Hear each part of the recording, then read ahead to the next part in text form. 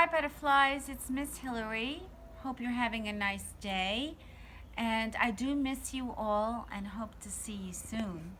Today I'm going to read another Passover book, and the name of the book is Passover is Here. So get ready, and here we go.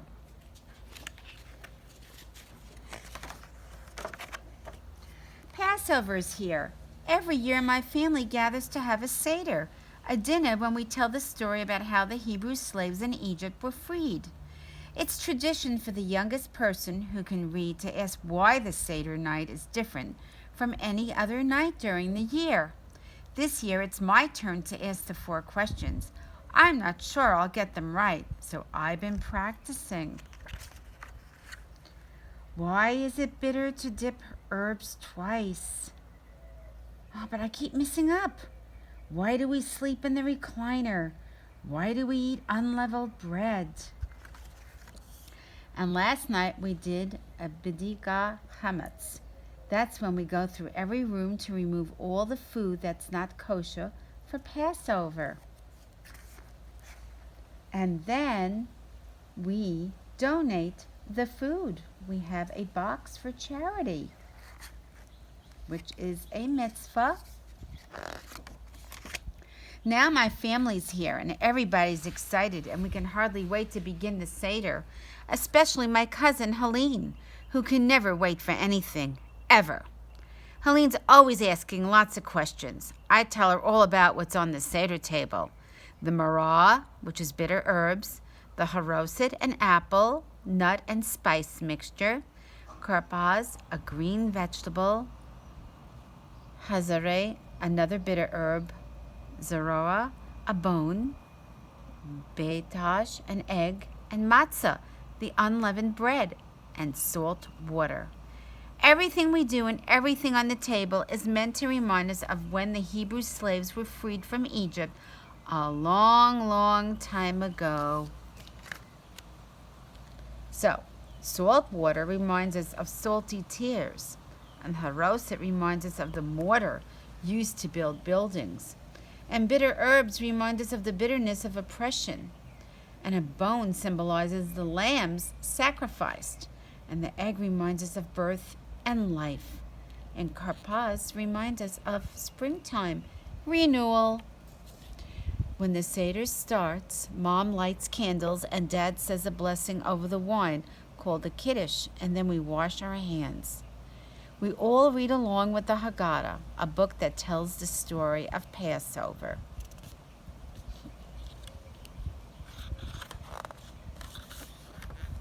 It's my turn to talk. It's my turn to ask questions. To remind us that the slaves had to leave in a hurry, to remind us of the bitterness of slavery, to remind us of the salty tears of the slaves, to remind us to appreciate our comfort. Why do we eat unleavened bread? Why do we eat bitter herbs? Why do we dip twice tonight? Why do we eat reclining tonight? Wow, that wasn't as scary as I thought it would be. And Grandpa says that asking questions, especially during the Seder, is a sign of freedom. If we are free to ask questions, then we are free to find our own answers.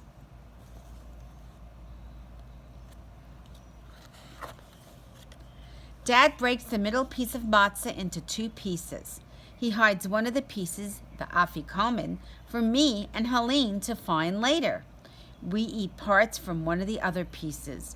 Helene knows that she'll get a prize if she finds it, so she tries to peek. Now Dad tells us about the Exodus, the time when the Hebrew slaves left Egypt. The slaves had to build cities for the king called the Pharaoh. The Pharaoh made the slaves work all the time and wouldn't let them practice their own religion. Then one day a man named Moses heard a voice on a mountaintop.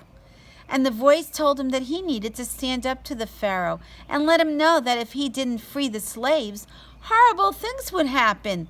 And every time Pharaoh said no, a new plague came to the Egyptians but passed over the Hebrews. One plague was that Egypt was overrun with bullfrogs. Can you all see the bullfrogs? Wow.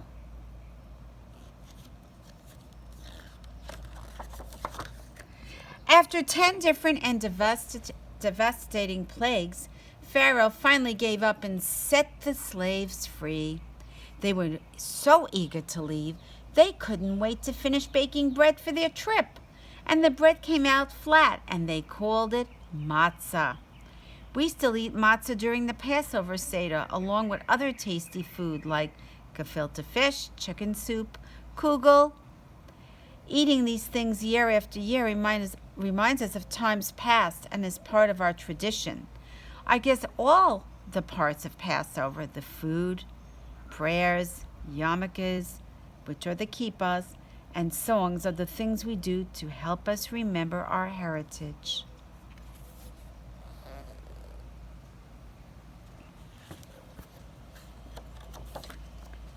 Helene's really excited now. It's time to look for the afikoman. Dad hid it really well this year. I can't seem to find it anywhere. Could it be behind the couch? Under the coats? What? Helene found it? And my frog? Oh well, I'll let her find it. She is just a kid, you know. Anyway, next Dad says a blessing of Thanksgiving for the meal.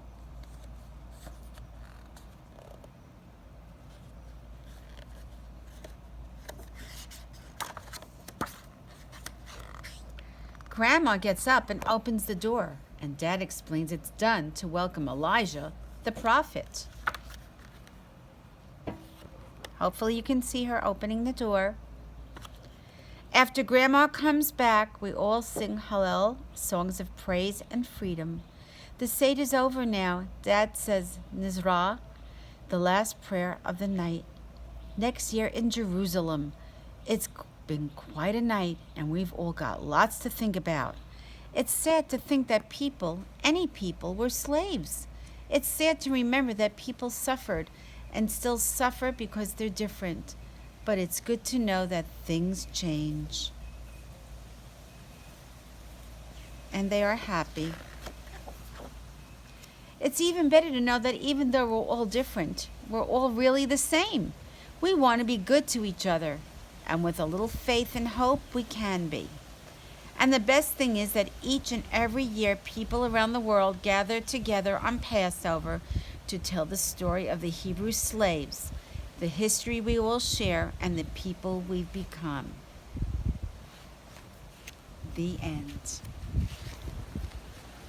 Happy Passover, and hopefully you enjoyed this lovely book, and we'll see each other soon. Bye.